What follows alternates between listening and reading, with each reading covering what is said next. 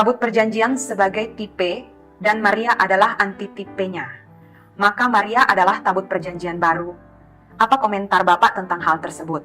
Nah, kalau kita belajar soal tipe dan antitipe ini, tipologi namanya, syarat dari suatu tipologi itu adalah baik tipe maupun antitipenya itu harus merupakan fakta di dalam kitab suci.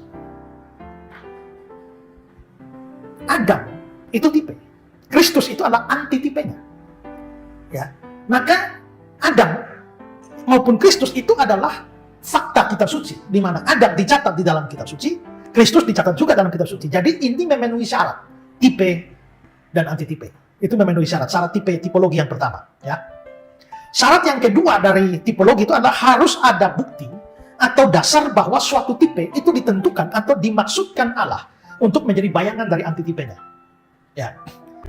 Bahwa Adam itu adalah tipe dari Kristus. Ini dinyatakan secara eksplisit.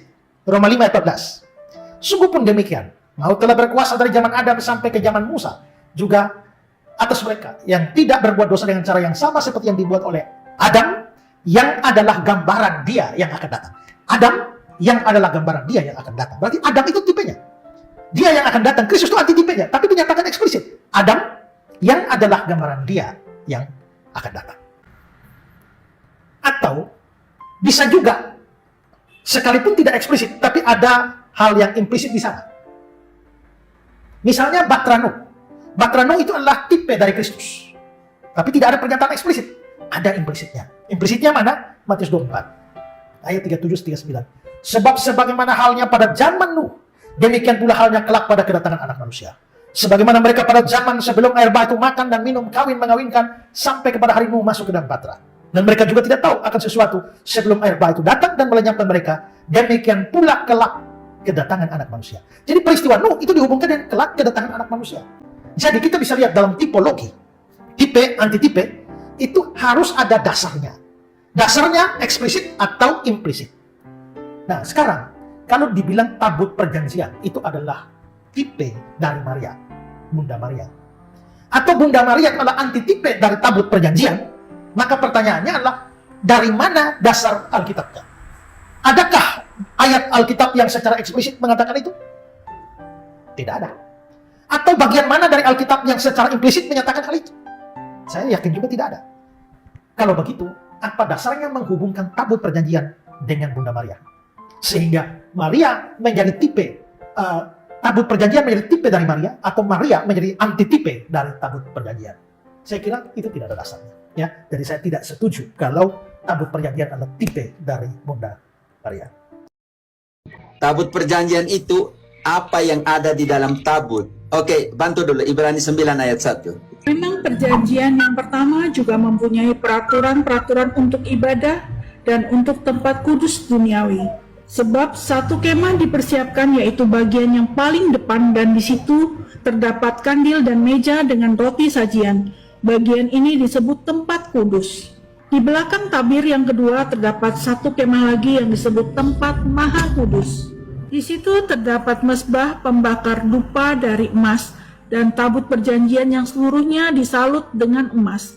Di dalam tabut perjanjian itu tersimpan buli-buli emas berisi mana, tongkat Harun yang pernah bertunas, dan loh-loh batu yang berisi perjanjian. Yang pertama, yang berisi di situ cawan emas yang berisikan manah.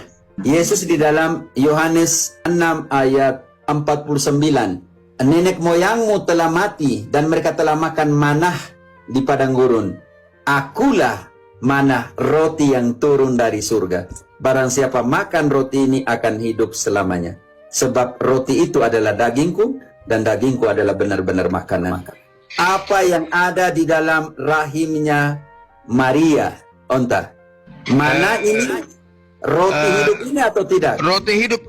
Oke, yang kedua, yang ada di dalam tabut perjanjian lama adalah dua loh batu, perintah atau firman. Yohanes 1 ayat 1, pada mulanya adalah firman, dan firman itu bersama-sama dengan Allah, dan firman itu adalah Allah. Ayat 14, firman, sabda menjadi manusia dan tinggal di antara kita. Yang ada di dalam rahimnya Maria, yaitu sabda menjadi manusia, manusia, firman hidup.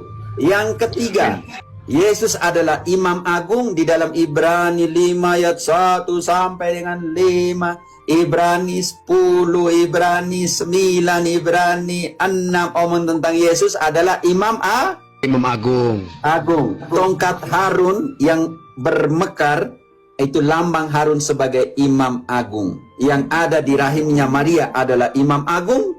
Yesus Kristus. Artinya tabut perjanjian baru yaitu siapa? Bunda Maria Romo. Oke, pertanyaan saya dulu. Semua perjanjian harus dimeteraikan dengan tabut. Perjanjian dengan Nuh dimeteraikan dengan baktera. Perjanjian ketika Exodus keluar dari Mesir dimeteraikan dengan tabut perjanjian. Kalau begitu, perjanjian baru dimeteraikan dengan tabut. Tetapi tabut itu siapa? Bunda Maria. Tapi Protestan punya tabut siapa? Saya belum tahu Romo. Harus kau tanya pendetamu. Oke. Iya Romo.